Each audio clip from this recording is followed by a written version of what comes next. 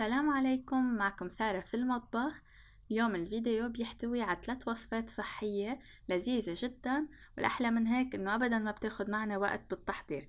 اليوم بدنا نعمل كرات التمر بالشوفان بطعم جدا لذيذ، وبدنا نعمل كمان شوفان بالحليب أو البورج، مفيد جدا وكتير سهل التحضير، وفينا نضيف عليه كتير مكونات وننوع بطعماته.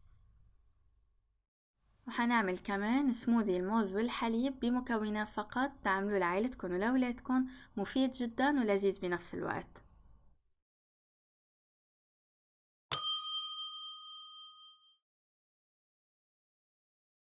نبدأ بوصفتنا الأولى. حنعمل الشوفان بالحليب، ترويقة كتير لذيذة وسهلة. بطنجرة صغيرة على النار ححط كوب من الحليب السائل، وبدي ضيف عليه نصف كوب من الشوفان سريع الطهي. فيكن كمان تستعملوا الشوفان الحبوب الكاملة، بس بياخد شوية وقت أكتر حتى يستوي. نخلط الشوفان والحليب مع بعض ونتركه على نار هادية لمتوسطة تقريبا 5 دقايق، وبصير الشوفان جاهز عنا. مع التحريك بس نحس في حاجة للتحريك حتى ندمجهم بشكل أكتر، بس ما كتير تحركوا حتى ما يصيروا كتير مخلوطين مع بعضهم ويصير قوامه ما كتير حلو. بس نوصل لهيدا القوام صار كفاية عنا وصار جاهز للتقديم. منطفي عليه وهو حيكمش شوي أكتر بعدين. وهلأ حضيف عليه ملعقة كبيرة عسل ورشة من القرفة، بضيفوله طعم كتير طيب.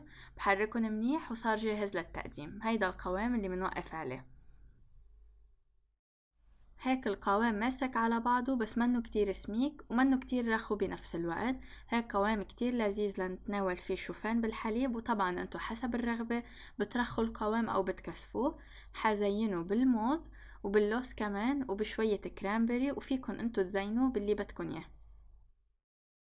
وعلى الوجه بنرجع منحط شوية عسل بشكل خفيف ورشة قرفة كمان، كتير بيضيفوا طعم طيب. بنصحكم كتير تحطوا الموز عليه، كتير بيلبقله وبيعطيه حلاوة حلوة كمان.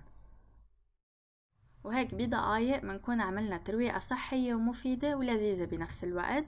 شايفين كيف قوامه كتير حلو، والإضافات اللي عملناها عليه كمان كتير ضيفتله طعم طيب ولذيذ.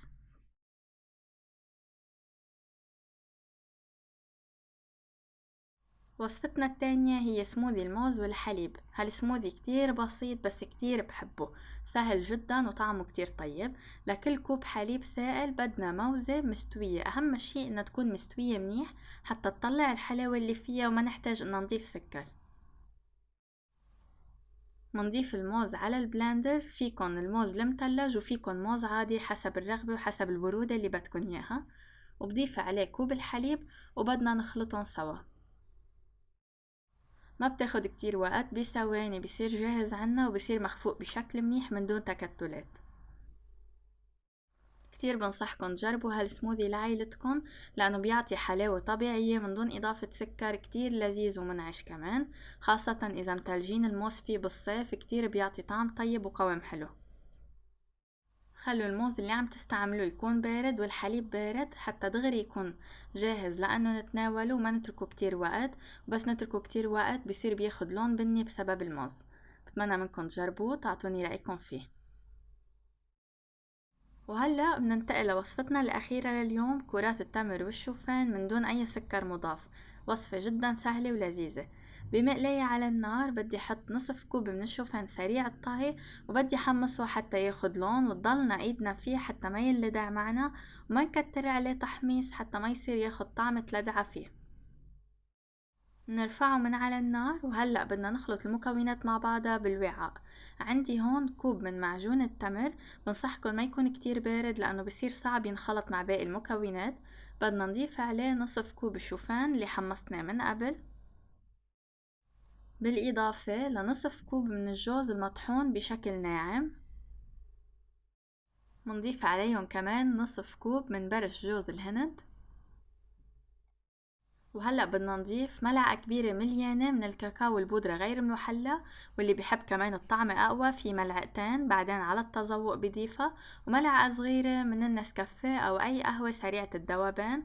شوية من فوق حركتن تما دغري نحط ايدي على الكاكاو أو على أي مكون دغري يلزق. ومنبلش نخلط المكونات مع بعضها حتى تتجانس ونحصل على قوام سهل التكوير. وهلأ بس جمعنا المكونات مع بعضها، بس إسا بدنا نحصل على قوام سهل أكتر. منضيف ملعقة كبيرة ورا ملعقة كبيرة، يعني منحتاج ملعقتين أو 3 ملاعق حتى نحصل على هيدا القوام، أو حسب الحاجة. ما حنضيف أي زيوت فيها، بس بملاعق من المي نحصل على قوام حلو وسهل التكوير. مثل ما شايفين بهيدا الشكل بنمسكها بإيدنا ومنكور عادي إنها تعطي شوية لون على الإيدين، المهم إنها عم تتكور معنا وإنها ما كتير عم تلزق وعم تاخد شكل منيح. نصيحة قبل ما تكوروها تضوقوا الخليط وشوفوا إذا عبالكم ضيفوا قصة كاكاو عليه، لأنه الكاكاو عن جد كتير بيعطيها طعم طيب وبيغير لها نكهة. حتى اللي ما بيحب التمر بيصير بيحب ياكلها بسبب نكهة الشوكولا اللي فيها. كورت كل الكرات صاروا جاهزين عندي بهيدا الشكل. هلأ حاعملن تغليفات بسيطة كتير بتعطيهم شكل حلو وطعم طيب كمان. عندي هون سمسم محمص، برش جوز الهند، وبودرة الكاكاو غير المحلى. ونقطة كمان نسيت اذكرها من قبل، انه انتو عم بتكوروها فيكن تمسحوا ايديكن مسحة زيت او مسحة مي حتى تكوروا الكرات وتصير اسهل بالتكوير معكن. حتى كمان بس نمسح ايدينا بنعمل طبقة من برا على الكرات، بنصير بس بدنا نغلفها بالسمسم دغري بيلزق عليها. هيك بهيدا الشكل عم بعمل كل الكرات مقسمين بين السمسم، بين تغليفة الكاكاو وبين تغليفة جوز الهند، وحاترك كمان كم قطعة سادة من دون اي تغليفة. هالكرات كتير حلوين، بس عبالنا شي يعطي طاقة ونتحلى كمان بشكل هيك خفيف من دون ما نكون عم يأنبنا ضميرنا. بنعمل هيدي الكرات وبناخد قطعة منهم تعطي طاقة وبتحلينا كمان وبتعطينا طعم كتير طيب. احفظوهم بوعاء مغلق هن وباردين، حطوهم جوا البراد ودغري بتشيلوها بتاكلوها هي وباردة. كتير لذيذة وكتير بنصحكم تجربوها. ان شاء الله يكون عجبوكم وصفات اليوم، بتمنى منكم تجربوهم تعطوني رأيكم فيهم. صحتين وهنا.